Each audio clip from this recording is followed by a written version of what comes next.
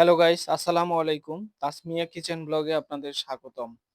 আজকে আমি আপনাদের রান্না করে দেখাবো ডালের চচ্চড়ি। প্রথমে একটি প্যান চুলায় বসিয়ে দিন। তারপর পরিমাণ মতো তেল দিয়ে দিন। পেঁয়াজ কুচি, রসুন কুচি দিয়ে ভালো করে নেড়ে নিন। পেঁয়াজে হালকা বাদামি কালার আসলে আদা বাটা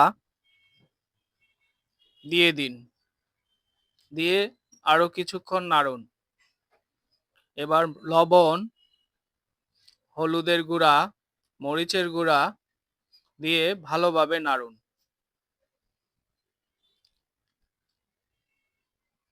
এবার পরিমাণ মতো পানি দিয়ে ভালো করে মিশিয়ে নিন। মেশানো হলে এবার ধনিয়ার গুঁড়া,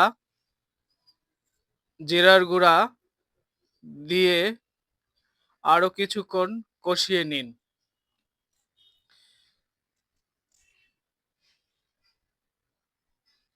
আগে থেকে ধুয়ে রাখা ডালগুলো দিয়ে কিছুক্ষণ কিছুক্ষণ ভেজে নিন।